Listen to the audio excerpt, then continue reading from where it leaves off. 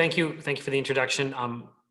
Like Rohit said, my name is Amesh Adalja. I'm a senior scholar at the Johns Hopkins Center for Health Security, but I'm also a Pittsburgh-based infectious disease, critical care, and emergency medicine physician. My work is focused on emerging infectious diseases, pandemics, pandemic preparedness, the intersection of infectious disease and national security. I also do a lot of public speaking and to the media regarding infectious disease emergencies, and I've been taking care of COVID patients since the beginning of this pandemic. I'm also a CMU Tepper alumni undergraduate. Back then it was called the GSIA. So I have a BS in industrial management from Carnegie Mellon in 1995, and a whole different building and a whole different atmosphere from when you were there. But I do think it's one of my proudest achievements is to be a Carnegie Mellon graduate. So I'm very happy to be engaged as much as possible with Carnegie Mellon because I do owe it a lot, I think, in the way I approach complex problems. I'm also from Pittsburgh. I grew up in Butler, and I'm a Butler High School graduate as well. So I know the area locally. So I think, this is a third or fourth time I've done this, I think, with your group and with Carnegie Mellon. So I think the format is usually just we do kind of ask me anything. And I think Rohit kicked it off really well. There are new mitigation measures that were just announced a couple of hours ago by Governor Wolf, where there will be no indoor dining in Pennsylvania, that fitness centers, indoor fitness centers will be closed. There's a lot of interesting nuances to it, which you can ask me about, but I'm happy to take questions on anything you want related to infectious disease, pandemics, or whatever it might be. Perfect. Thanks, Dr. Adalja. So like you mentioned, if you all have questions, feel free to raise your hand and I'll call on you as they come through, or just send questions in the chat and I can ask them that way. There were a few pre-prepared questions that were submitted in advance, so I'll start with those first.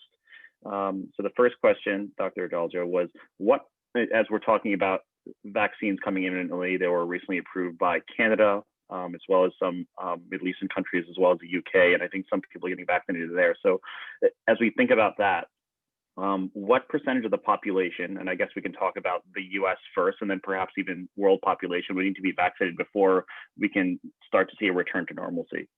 So you have to remember that there's a couple of different ways that you can have a vaccine distribution program. And one way is to decrease the impact that the virus is having on the world in terms of deaths and hospitalizations. And that's a strategy that we're doing in the United States and many other parts of the world, where we're not just widely distributing the vaccine to achieve herd immunity. We're really targeting that vaccine to high-risk groups. So phase 1A for distribution will be healthcare workers and nursing home residents. And that's because nursing home residents are such a major component of what gets hospitalized and who dies. So that's what we're trying to do immediately. So it's going to probably be, if you're talking about when do we get herd immunity, where we don't have to worry about this as any kind of a public health threat, I think it's going to be probably around 70% or so of the population, maybe a little bit less because not everybody contributes to the spread of the virus, but it is going to take a significant proportion before this isn't something that's spreading as readily as it is. However, I do think you'll start to see normalcy come closer to start making steps towards normalcy as we see hospitals not be under pressure. So right now, a lot of the mitigation measures are targeted towards hospitals being under pressure. And once nursing home residents are protected, once we see high-risk individuals that live in the community, those above 65, those with other comorbidities vaccinated, and they're not getting infected to the degree that they need to come to the hospital and they're not getting admitted, then I think you will start to see a lot more ability to do things that you did before without worrying so much about the virus, although there will be still a lot of guidance regarding mask wearing and social distancing in capacity, but it won't be as urgent once we get those vulnerable populations protected and not crushing our hospitals. Got it. Thanks so much. Next question is sort of related to that and dovetailing there. You talked about, nursing homes and critical care workers and things like that probably receiving the vaccine first. And that's actually consistent with the interim guidance that the state of Pennsylvania received in terms of their vaccination plan. The next question here is about specific to MBA students and a lot of the folks that are here on this call. So when do you expect that young, healthy adults like MBA students, for example, will be vaccinating? And do you think that it's going to be possible for universities to resume normal in-person activity instruction in the fall? So I guess the fall of 2021 is probably what the question is. I think for the young, healthy MBA student at Carnegie Mellon, you're looking probably at this late spring of 2021 for vaccination to be available to you. And I do think that we will likely have resumption of in-person learning in the fall. Although there's going to be changes, and now universities have gotten much more comfortable with online learning. So I think you'll probably find a lot more online courses available. But I do think in-person learning should be something that's not a problem by fall of 2021.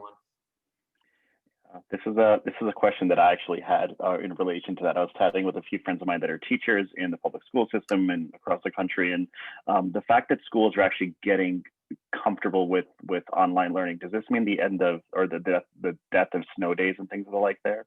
I do think so. I mean, I think that they probably should have gotten rid of snow days a long time ago. So yes, I do think that they should be able to utilize that so that you don't have to go longer in the summer.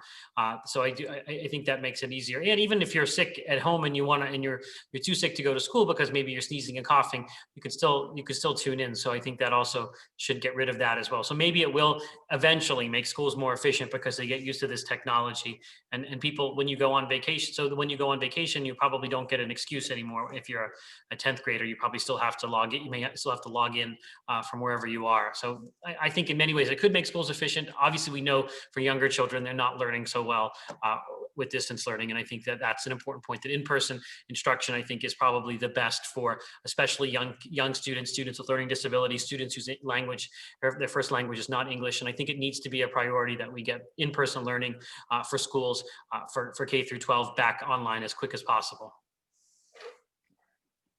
Thanks so much. Another question related to vaccines, and this is the last, for everyone in the audience, this is the last pre-prepared question that was submitted. So if you all have questions, feel free again to add them to the chat, or feel free to raise your hand, and shortly we'll be reaching out to you to be able to ask Dr. Adalja directly. So this question, can you please explain the efficacy numbers on the vaccines and how we should or shouldn't interpret them? There has been a little bit of confusion in terms of saying efficacy or 95% effective rates and things of that nature. And related to that, what's the so what for our behaviors when it comes to the vaccine? What's the what for your behaviors? The so what? I'm not sure. What is the so what for our behaviors when it comes to the vaccine? I guess in terms of perhaps being willing to take them or not, perhaps that sort of thing. That's how I would have interpreted that last part. All right. So what we're talking about, so the efficacy in the clinical trials of the Moderna and the Pfizer vaccines was around 95%. And what this efficacy means, it was based on a primary endpoint in the study to see, do these vaccines prevent you from getting symptomatic COVID-19?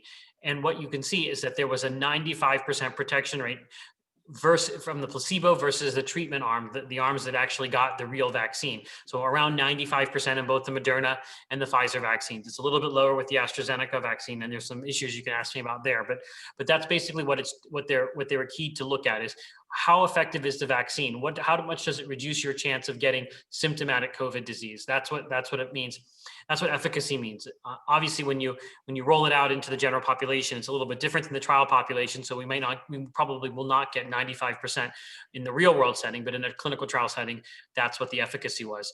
The issue. So I think the second part is, I still don't quite understand what they mean by so what. Yeah. So I'm not sure if I don't know how to answer that. Somebody, they can raise their hand and ask I don't know what they mean by that. No worries. And actually, you did allude to the AstraZeneca Oxford vaccine specifically, and the initial results there, the interim results there did say that it was very effective. But specifically, it said that it was more effective for folks who had a 60%, I guess, normal dose the first time and then a full dose versus people who got 2 full doses. So it seemed like that might have been an intentional part of the experiment, but it seemed like there was some inconsistency there. So could you shed some light on what that was like?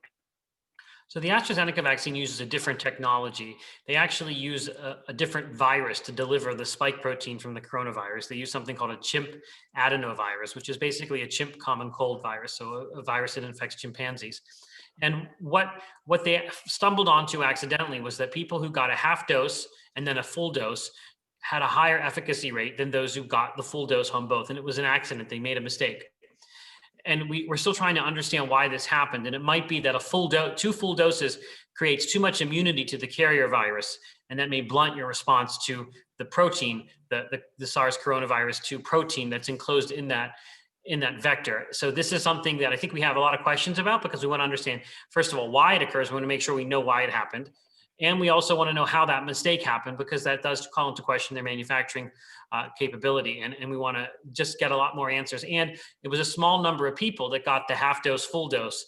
So, and then there wasn't very many people above the age of 55, which is kind of the target group for protecting people against the severe consequences of this virus. So I think this is a setback even for the AstraZeneca vaccine. I think it is a good vaccine and it likely will get approved. It has some advantages in that it's doesn't require cold storage in the way that the Pfizer and the Moderna vaccines require, and it's also cheaper. So this may be a vaccine that you see being used in the developing world where they don't have those issues with cold chain because of the lack of electricity, the lack of refrigerators in the developing world. So this might be the vaccine that you see most of the world get vaccinated with eventually. But it was just, I think the Indian government just did not license it. So there's still some issues going on with the AstraZeneca vaccine, and hopefully they sort it out, because we need as many vaccines as possible. Got it. Perfect. So we got some questions in the audience. So I guess first one up is John Segenberger, who runs our alumni advancement office here at Tepper. So John, go ahead. Yes, there were a number of questions about the side effects that we've been seeing with some of the initial vaccines. So I wondered if you could talk about that, particularly people with allergies or underlying conditions with that. So I think everybody's been talking about the allergic reactions that happen, and I'm just going to kind of unpack them. So what happened is, after the UK gave the Pfizer vaccine emergency use approval, they started a vaccine program, and two people, basically on the first day, two healthcare workers who had a history of severe allergies, who are both prescribed EpiPens, had severe reactions to the vaccine. And that's caused the UK regulatory agency to recommend that people who have severe allergies to foods, allergies to drugs, allergies to other vaccines, or who are prescribed EpiPens, refrain right now from getting this vaccine until we learn more about it. What likely happened is that there's some cross-reactive element in the Pfizer vaccine, or ingredient in the Pfizer vaccine, that triggered their allergies. So I think we need to really investigate what these two individuals were allergic to, and then try and determine what component of the Pfizer vaccine was the cross-reactive or was the culprit. It doesn't change my confidence in the vaccine, and I would get it today. I mean, just before I was talking, I got online here. I was kind of figuring out where I'm going to get my vaccine next week. The FDA has already issued the FDA advisory committee has issued a positive opinion. So now we're expecting imminent action from the FDA regarding an emergency use authorization being issued by the commissioner. So that should be happening maybe during this call. The side effects we can expect from the Pfizer vaccine, just like many other vaccines, you're going to get an injection site reaction. It's going to hurt where you got the shot. You may get fevers, chills, muscle aches and pains, a headache. That's usually what we're seeing in these clinical trials. It seems to be more so after the second dose than the first dose. But again, I think that the risk-benefit ratio really favors getting the vaccine, and that these side effects are not anything I would worry about. And I think this is going to be a safe and efficacious vaccine. Thank you. Next question comes from, next question comes from Brian Bauer. Yes, I was just wondering, well, two questions. One is, if you do get the vaccine, how long should you feel, quote unquote, safe to not get it again? And then the same thing with, if you have COVID or had COVID, once you're out of isolation and you're supposed to be safe with everyone, how long should you expect to not get it again? So with natural infection, first I'll take that part. We know that for what we've seen so far, that reinfection is extremely rare, so rare that you can name the people that got reinfected. So with other coronaviruses, maybe after about a year or so, you can be reinfected, but those reinfections are usually clinically silent, meaning that they don't have any symptoms, but you still might be able to pass the virus on to other people. So I think it's really probably several months to a year after natural infection. The CDC recommendations, though, are based on the data that we have at hand with this coronavirus, and they're looking at 3 months, so 90 days. If you get re-exposed, you don't have to self-quarantine, but it's likely much, much longer than that. Several months to a year, I would say, is what I would think about. Again, that hasn't made it into public health guidance yet, because we haven't done all the natural history studies to show that. For the vaccine, I think you could probably, we also haven't done the natural history studies, so we don't know how long the duration of immunity is. So we'll have to figure out if this is a vaccine that needs boosters like our tetanus vaccines. I suspect it's going to be probably over a year, maybe two years. We'll have to do the studies to see based on how long, because people haven't been vaccinated for so long, to follow them out to see what happens to their antibody levels, what happens to their T cells, what happens to them in the natural world when they get re-exposed to the virus. Thank you. Next question comes from V. Yeah, just to take a step back real quick. We have these two big vaccines, the Pfizer and Moderna. What kind of things should we be looking out for, as far as choosing which vaccine, and are we even going to have a choice? I guess, what do you see that looking like? I suspect most people in the early stages are not going to have a choice. You guys, because if you're all lower, if I can presume that you're all lower risk and below the age, below the high risk groups, except for John, who just asked that question, he probably will get it. He may get it a little bit earlier than all of you. You're not likely to have a major choice. And for me, I think most of them are interchangeable, at least between the Pfizer and Moderna vaccines. And it's going to likely be what's allocated to your state or what's allocated to your county where you're getting the vaccine. And I think probably universities will probably do their own vaccination clinics because it's easier to set that up. Thank you. Next question comes from Natalie.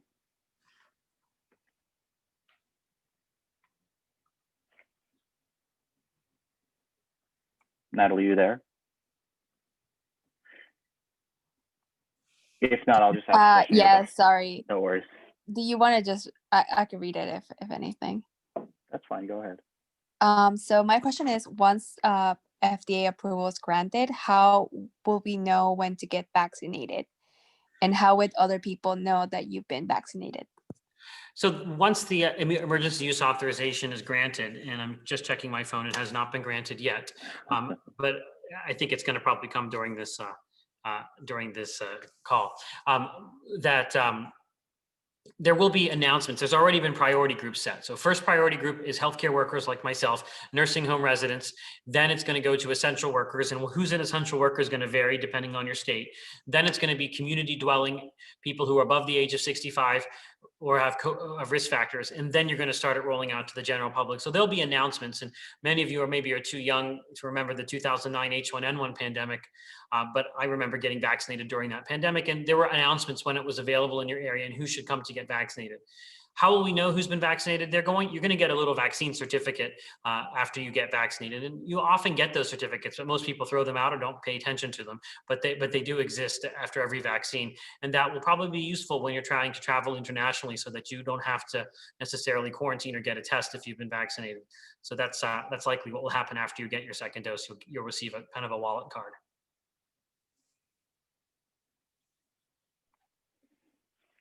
Well, yeah, and I've been checking the updates from Stat News or other places to see if the vote's been taken. The second to last vote so far about whether the Pfizer vaccine outweighs the risks, and so far it's 17 yes, 4 no, and 1 abstention. So I think the last vote is going to be about actually granting the emergency use authorization. So when that comes through.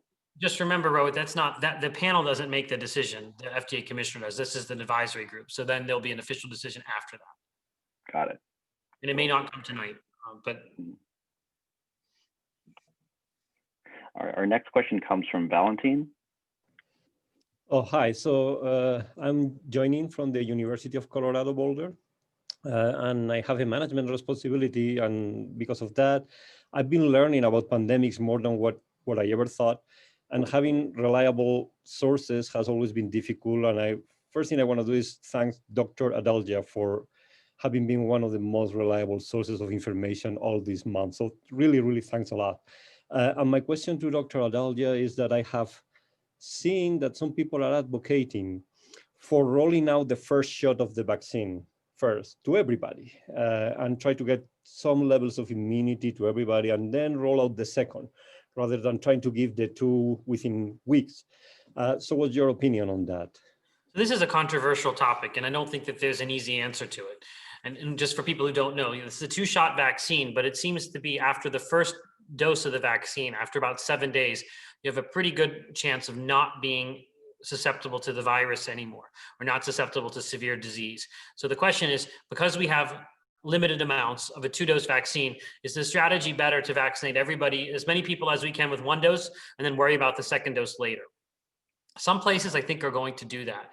I'm already seeing from some hospitals that I'm on staff at that this is what they're going to do. They're going to give the first dose to as many people they can and then worry about the second dose when it comes because there is enough protection with the first dose. I don't know what my answer would be to this. I think that there's a benefit of both of these. I would want to know a lot more detail about the timescale for distribution and how quickly Pfizer can provide second doses. But I do think that this is a virus that killed 3,000 people yesterday. The quicker we can get people protected, even if it's a single dose that maybe only provides 50 to 80% protection, I think that's better than nothing. And I think we have to kind of think about that decision. I don't know how the FDA will come down on this and how the CDC it'll actually probably be the CDC's decision on how they want to do this. But it is a strategy to think about. And I think that there may be some organizations that do it, hopeful that they'll get a second dose in time. And I think it's probably not so big of a deal if you're a little bit late on the second dose to get that boost. If you're not 21 days, if you're 28 days, I think that probably is not going to make much of a difference, but we'll see what they decide. Thanks so much. Our next question comes from Kobe Shlomchik. Yeah, it's actually very similar to Peter Horn's question, which is right above mine. But can you speak to long-term versus short-term efficacy of the current COVID vaccines? I know that some vaccines are developed to prime long-term immune memory better than others. And what do you anticipate from the Pfizer COVID vaccine?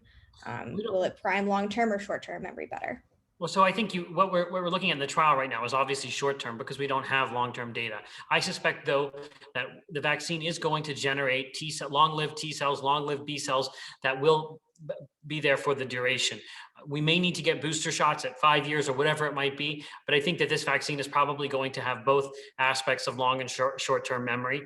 But again, we don't have the data because it's just something that has only existed for several months and we haven't been able to follow people out. But I do suspect, just based on my knowledge of immunology, that you will likely have long-term immune cells that are generated after vaccination.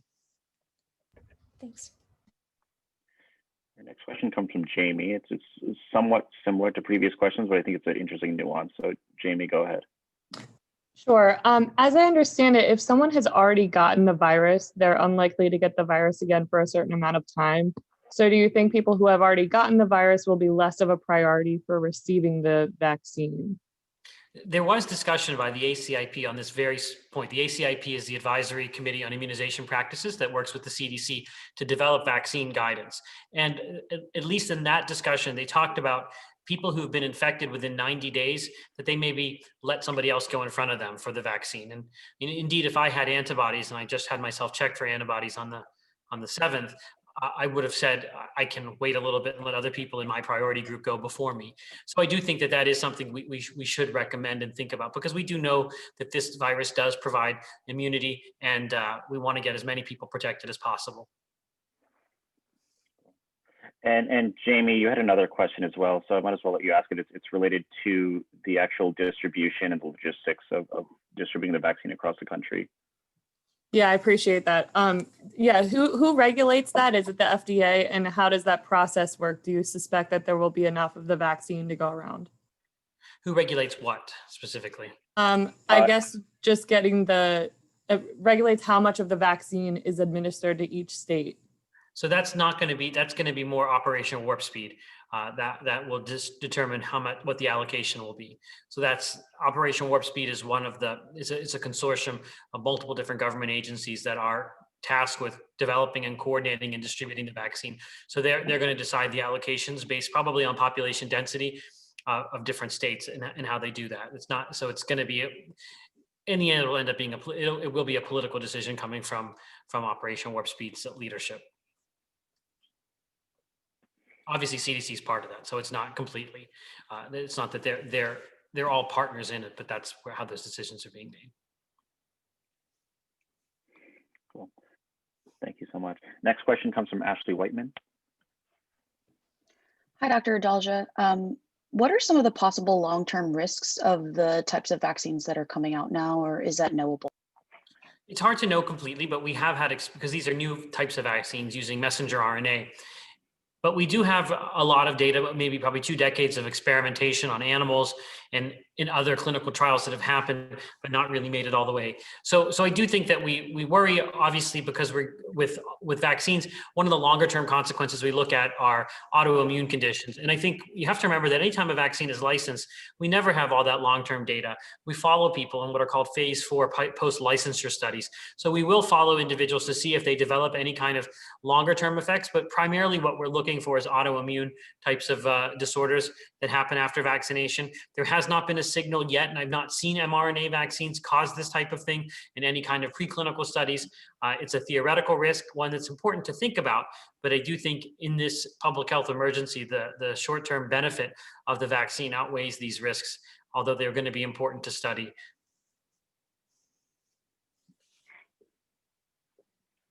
Cool. Thank you. Next question comes from Gauri. Hi, Dr. Adalja. How does the vaccine hold up against different strains across the world? And do individuals need to take different vaccinations based on the country they're in?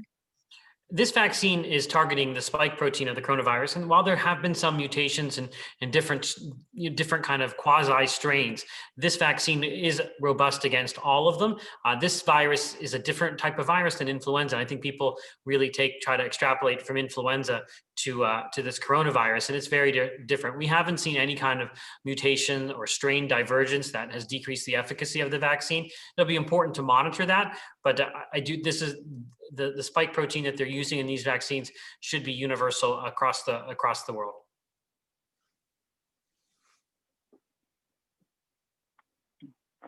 Thank you. John's back up with a few questions as well. Sorry, I always have a lot of questions. Supply chain issues vary depending on the vaccine. I understand the Pfizer and the Moderna vaccines need to be refrigerated, while others do not. Some are 2 doses, some are 1. Can you comment on the challenges on the supply chain side of it and what you see as the challenge globally with the vaccine? So the supply chain is going to be a major issue. Specifically, the Pfizer vaccine requires storage at -70, -80 degrees centigrade. The Moderna vaccine also requires freezing, but it's not as meticulous as the Pfizer vaccine.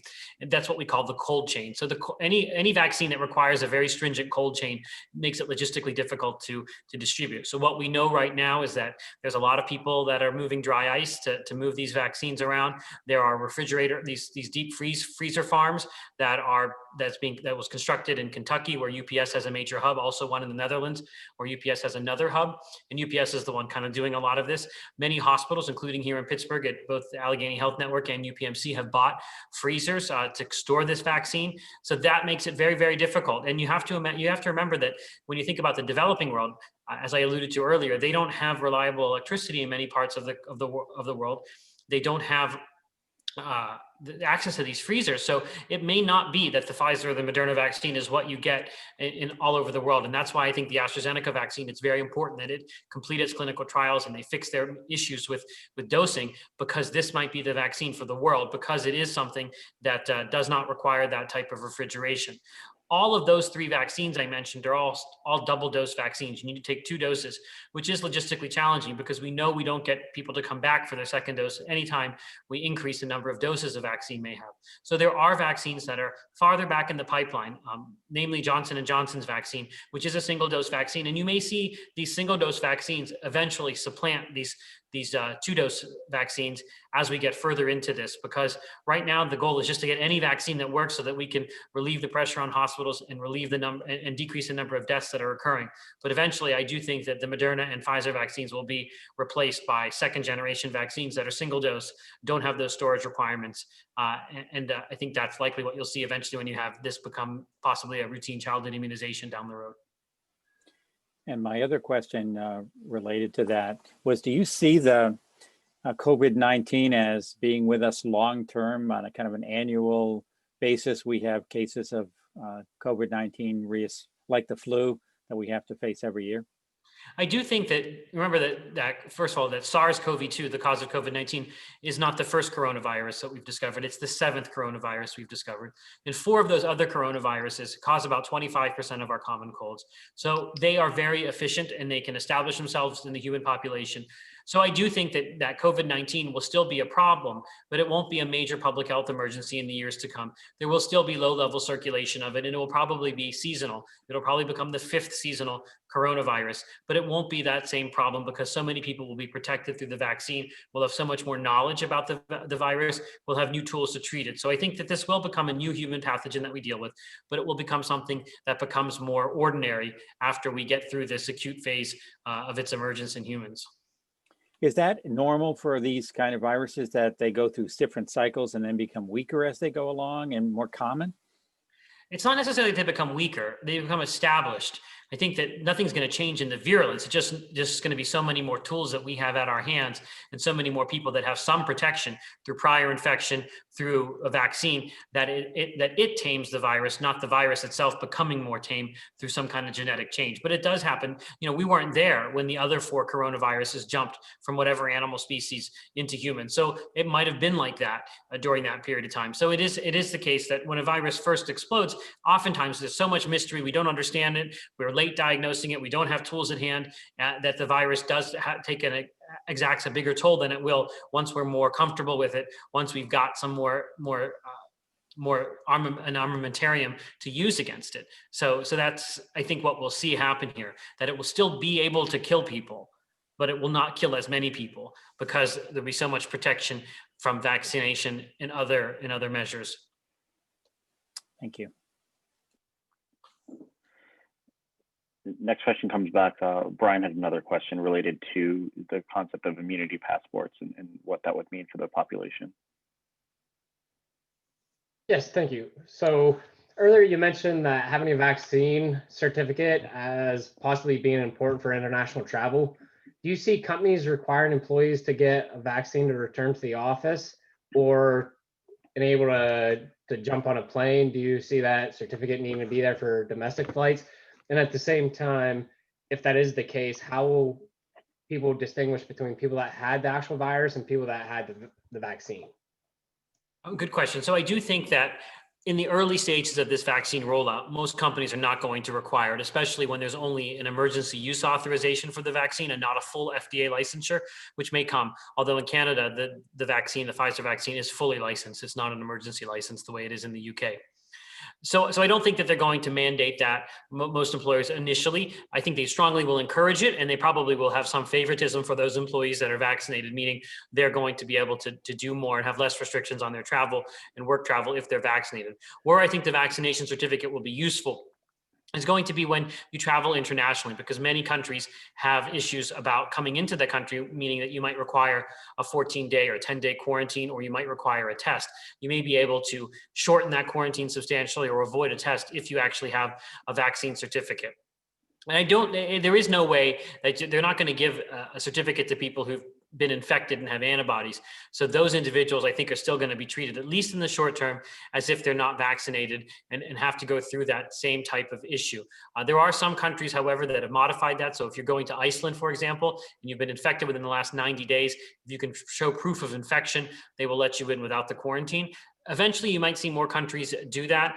But right now, we're recommending that people get vaccinated irrespective of their prior history with this.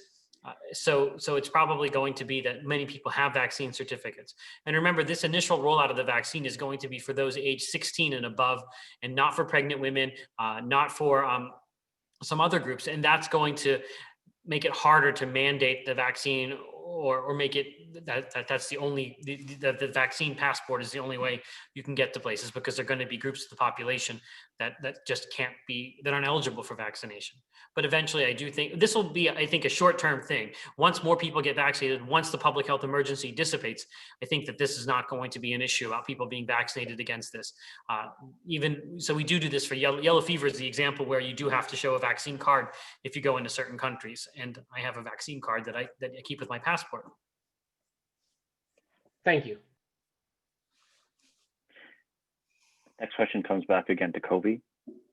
Yeah, for this initial push after approval, what do you think about vaccines through different channels when it goes to the general public? So I'm specifically thinking about the PCP versus minute clinics. Where do you see most of these vaccines be distributed to? Are we going to need to go to our PCP to confirm our status to get the vaccine, or will they try to push it out to everyone through CVS's? I think it's going to be all hands on deck. Many PCPs, though, don't have the ability to store the vaccine, and it can only be kept in a normal refrigerator for a certain period of time. So you've got to be very careful about that. I do know that they are working with companies like CVS and with Walgreens to make these types of venues available to the general population to vaccinate. There may also be mass vaccination clinics. I remember getting my H1N1 vaccine in 2009 in an abandoned high school in Pittsburgh. So they may use places like that. I think they're probably going to have to rely on the honor system a lot, because they're not going to be able to say, do you really have diabetes? I don't think they're going to be doing anything like that. I think they're just going to say, if you have diabetes, if you have hypertension, if you have this, they're going to use those as criteria. And hopefully people will not try to jump the line, although I'm sure there are people that will, they're already trying to jump the line, that won't happen so much. Thanks so much. V's back again with another question. Yeah, first of all, thank you for doing this. We're really throwing questions at you pretty quickly, and we really do appreciate this. General question, we hear a little bit about vaccine hesitancy and the rumors that are going around, or whatever it might be, about some people that maybe won't get the vaccine. What can the US be doing to help everyone gain, I guess, belief in the vaccine? I think we have to be proactive. We have to, people in my field, infectious disease physicians, public health experts, we need to be proactive, because so much happens with the anti-vaccine movement. So much is really dictated by them. They throw out arbitrary speculation, and then we try to respond to their nonsense. And I don't think that gets anywhere. I think we have to be very transparent and talk about the risks, the benefits, side effects, and explain that to the general public, and not allow the narrative to be set by the anti-vaccine movement. And I think they've been attacking this vaccine even before it was even announced. They've been talking about such kind of complete nonsense as microchips and all kinds of idiocy that you have to respond. Even, at one of my at the local hospital that I'm on staff at, there's a nurse there that posts this kind of trash. So this is something that's really, really hard to combat, but I think we just have to be very forthright. I mean, we have the moral authority here, and we have science and reason on our side. They have none of that. And I think we just really have to show that this is a public health emergency. People are dying. We've got a safe and effective vaccine, and we can ourselves be examples. Because if I had someone here with a needle, I'd have them vaccinate me on camera. I mean, I think that we just really have to show that that vaccines are important technologies. They've saved hundreds of millions of lives, that they've added decades to people's lifespan, and this is how we're going to conquer the virus, not through any other means. I don't think that this virus can be tamed, or can be something that's not a public health emergency in the absence of a vaccine, especially in the United States, where we've had a very flawed response that led us to the situation that we're in today, where the governor announced more mitigation measures. We're unable to do unable to achieve any modicum of control. We can't do now in December what Taiwan and South Korea could do in March. So the only answer for the US here is a vaccine. Thanks so much. So again, I've got a question, but in the meantime, if anyone else has other questions, again, feel free to raise your hands or just put in the chat. My question is related to what V just asked previously, and it gets into the concept of, so in the US, we've got a new administration change coming with Joe Biden taking office in early January. He's also recently named his pick for the new HHS. So how do you foresee those and other related leadership changes in the coming months? Do you think it would affect the response to the pandemic, or do you think things would stay the same and it's mostly just going to be the vaccine being rolled out? It can only get better. That's what I would say. I think that we've had a really mismanaged pandemic from the very beginning. We gave this virus a massive head start in January, February, and half of March. If you go back to my first appearance at CMU in person in February, I thought that this would be something that was handled much better. I could not imagine the level of lying, misinformation, and evasion that came from the White House, and the wrong actions that were taken, the botched testing, the botched testing that we're still suffering from today. Go get a test for COVID-19, see how long it takes you to get the result back and how useful that is to you. In December of 2020, we're still talking, and we're also still talking about hospital capacity in December of 2020. Nothing was solved. We're still worried about personal protective equipment. So things can only get better. Many of my colleagues are on the Biden transition team, including at the Center for Health Security. And I think that what we're seeing is a lot of the principles we articulated early on in the pandemic really being codified in the transitions plan. And I think that what's going to happen, though, is that that the Biden administration is going to inherit a pandemic that's moving very, very rapidly, and it's going to be hard to slow anything down. The key thing is going to be vaccine rollout and making sure that states and local health departments have the support and funding to be able to actually execute a vaccine program. But I do think that some of the rhetoric, that some of I would say some of the principles that have been enunciated by Joe Biden, including, for example, at-home testing, like pregnancy testing, that's something we really desperately need, because if people know their status, they can take protective actions. They can decide not to be around their grandmother, not to go to work if they have a home test that they can test themselves twice a week maybe and get some kind of idea of their status. All of that is on the horizon, but again, we still have some dark months ahead of us. Thanks so much. Next question comes from one of our new first years, Eric Steeb. Yeah, hi. Thank you for coming and talking to us. So you mentioned that college and grad students could start getting vaccinated around April. A lot of, that's a huge population that moves around a lot as school lets out in May. Are there any clear ways to mitigate issues where people may move from state to state, especially as states are allocated vaccines at different levels, or may have different vaccination priorities? Thank you. That often, if you're in more than one state, I think it's probably easier to do it all in one state and stick to one guidance. It's going to be difficult if you move around because there are going to be vaccine registries, because people need to keep track of who needs to come back for their second vaccine, especially when you have two different vaccines that might be out at that time, Moderna and Pfizer. You want to make sure people are standing in the correct line. So I think that's going to be a challenge to do that. And I think technology can solve this if we can have and I think there are efforts underway to have people kind of listed in the national database so that you know who got what. And again, that's another advantage of these cards. And I think that there are going to be apps made around these vaccination cards so people know where they need to go and when they need to go. But states will have differences between who's an essential worker and who is not an essential worker. And that may differ from Pennsylvania to Maryland to Delaware or wherever you might be going. And I think that's going to be a little bit confusing. Hopefully we'll be able to work it out, but I do expect there will be hiccups and hitches. It's not going to go off completely seamlessly. So I do think that's something we have to think about. And that's why health departments need so much support so that they can do all that logistics and do all that data, have all that data management so that we don't have people fall through the cracks.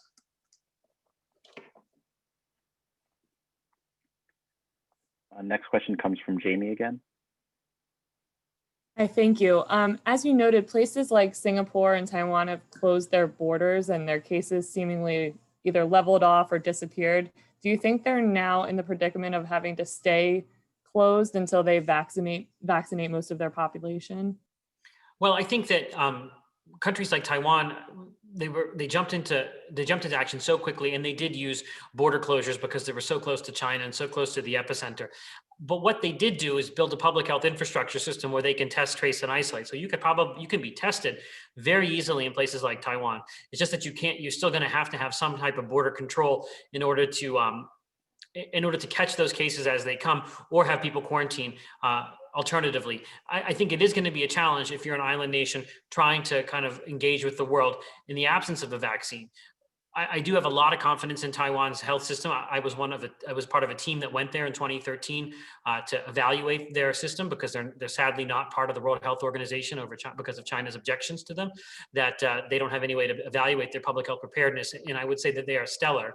And they have a vice president who is a PhD epidemiologist, and we have a vice president who is what he is. But I think that you can do it in the absence of a vaccine if you have a good test, trace, and isolate capacity, and you have screening.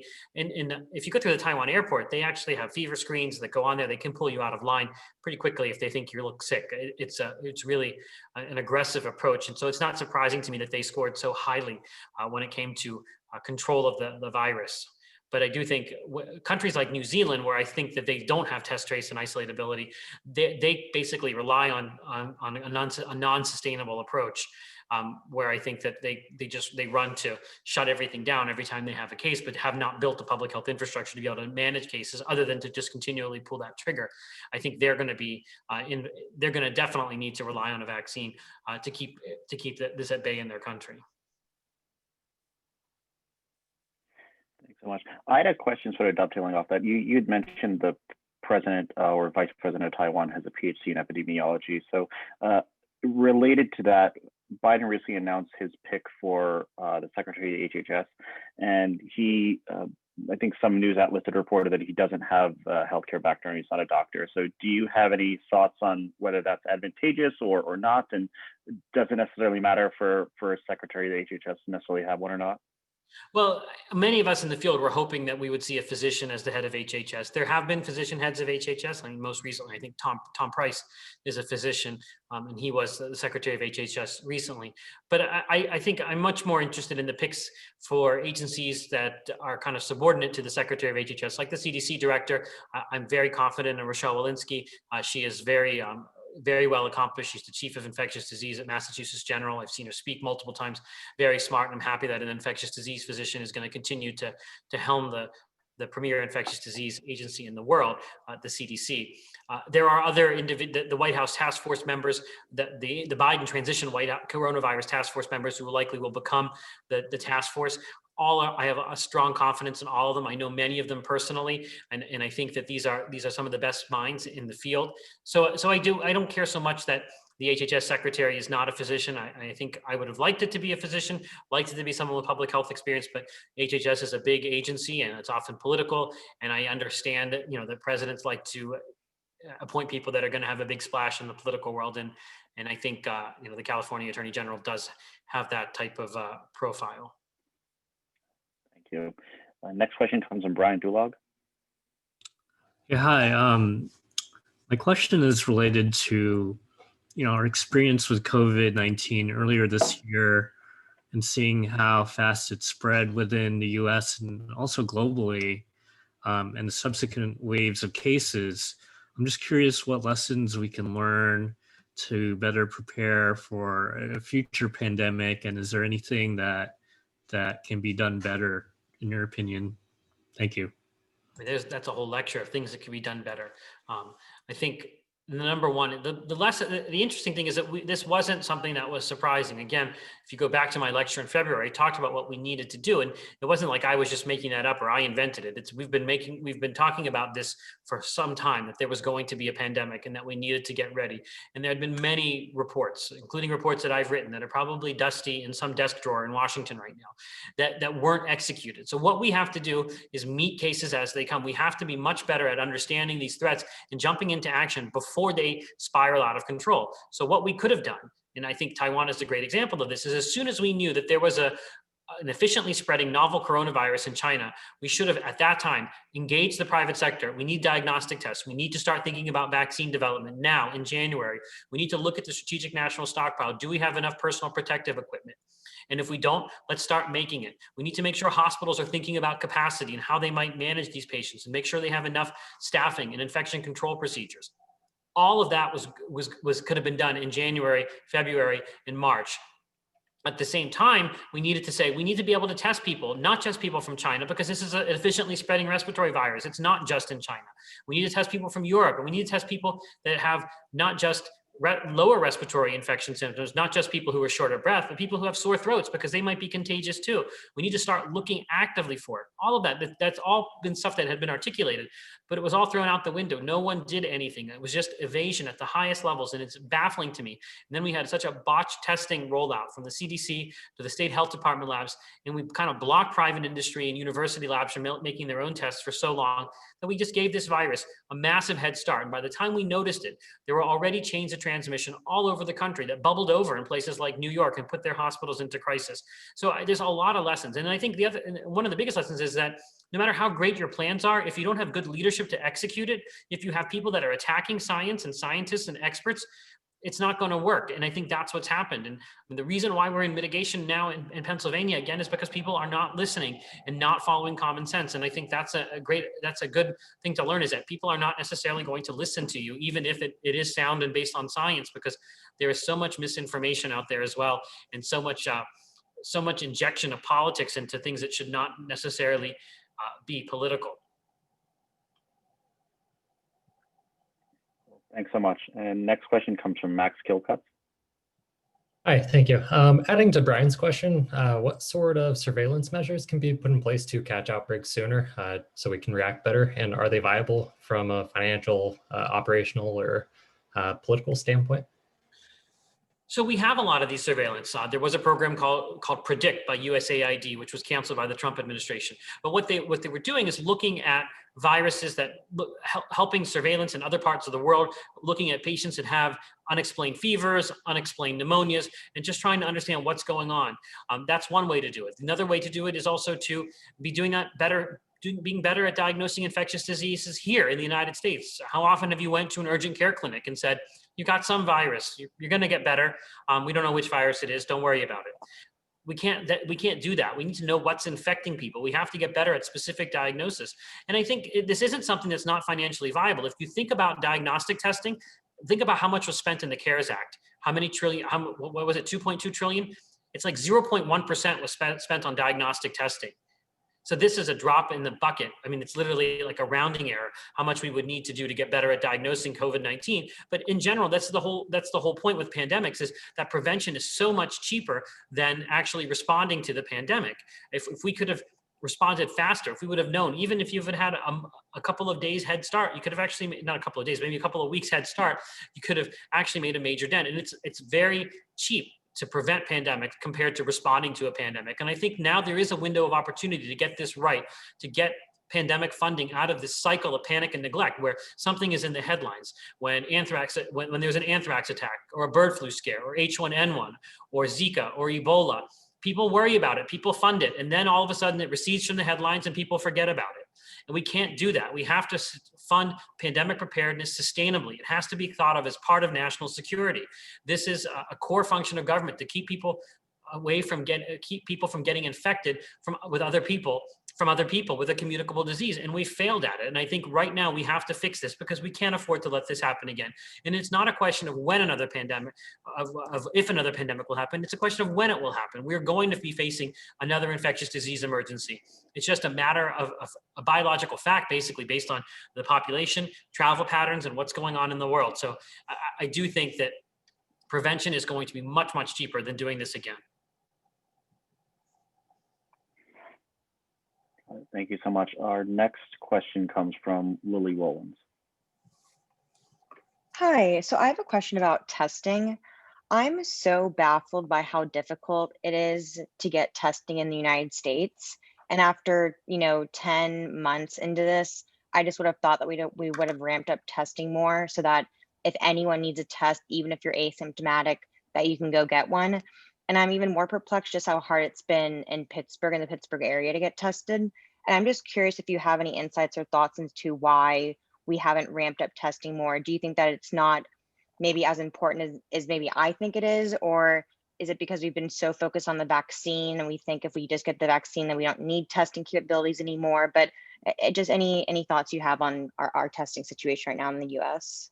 Yeah, you're understandably frustrated about it, because I am too. I think it's unacceptable that this many months into the pandemic that we can't know instantly whether or not somebody has COVID-19, that we have long lines to get tested. If you look in Los Angeles, there's a huge line at Dodger Stadium to get tested. And then those test results in the outpatient setting take 5 or 6 days to come back. And they're basically worthless to the person, worthless to the contact tracers, because all of that transmission likely happened because people don't necessarily isolate after their test. And they can't isolate for 6 or 7 days. They have to go to work. And this is just really compounding the problem. There's been many issues with testing, and it started in the very beginning when we basically relied on a flawed CDC test kit. We blocked university labs, blocked private labs from developing tests, made it much more onerous, not completely blocked, but they weren't able to do what are called laboratory developed tests. And we've never been able to catch back up. And then you have the issue of the shortages that we've seen, that there are chemicals that you need to run tests called reagents, and we've had shortages of reagents. We've had shortages of nasal swabs.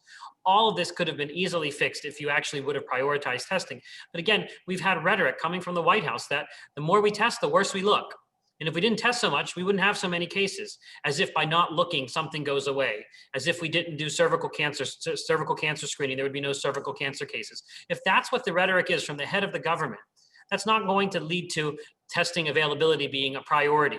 And I do think that many people at the White House thought we would get a vaccine and muddle through until we got a vaccine and not worry so much about testing, because they took a scoreboard approach look to this. And I think that was the wrong way to do it. If you cannot test, you cannot trace, and you cannot isolate. You cannot figure out how people are getting infected because you don't have a positive test result for a case investigator to understand, are people getting infected in restaurants or private gatherings or in sports games? That you can't do that without testing. So testing is a key part of this. But again, I think, to me, I've always said it's the original sin of this pandemic that we just did not prioritize diagnostic testing, and we're all paying the consequences for it today. And then just to follow up on that, so with the new administration coming in a month or so, do you think at that time, like, how much longer are we going to need these testing capabilities? Because it's going to take a while for everyone to get the vaccine. So do you think testing will be just as important 6 months from now as it is today? I do think it will be, and I think I think at that point, for people who are not vaccinated or who choose not to be vaccinated, it's going to be. I think we may be at a point where we will have home tests. Home tests exist already. The technology is there. It just needs a political will to actually make them come to fruition. Meaning a test where you can brush your teeth and just test yourself on a little strip for $1 a day or a couple dollars a day and know your status and then know whether or not you can do something. These are contagiousness tests for asymptomatic individuals. So I think all of that's going to happen. And I do think testing is going to be appropriate, is going to be important. And I think that we also have to fix it for the next pandemic. We have to build testing capacity and ability to do this so that when the next pandemic comes around, we're not caught playing catch up with testing all the time. But I do think testing is going to be important because, like I said, this isn't going anywhere. It's going to become less of an urgency and less of an emergency as more people get vaccinated. But we're still going to need to know if people have COVID-19.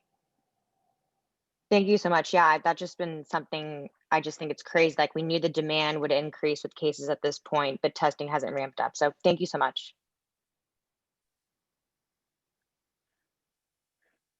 Appreciate it. Thanks, Lily. So we've got about 3 minutes left. So I'll close it out with one last question. It's similar to a question we asked you about, I think 8 months ago, back in April when you were here, about someone actually asked, what does December 2020 look like? And you actually were pretty close on the money about with your response of kind of where we're at now. So just curious on your thoughts of kind of what the next 6 to 8 months looks like. Specifically with return to normal, how the vaccine rollout is going, if there might be any hiccups with any piece of that logistics or manufacturing chain, people being able to return to work, would people be able to travel internationally, or is that going to be restriction determined by the vaccine rollout being slower in different countries? And then also, what parts of the healthcare infrastructure, the healthcare system are going to change as a result of this pandemic, do you think? So I think I got all of that in my head, what you said. So the first thing, I do think international travel is starting to resume already, because there are countries that will let you in with testing.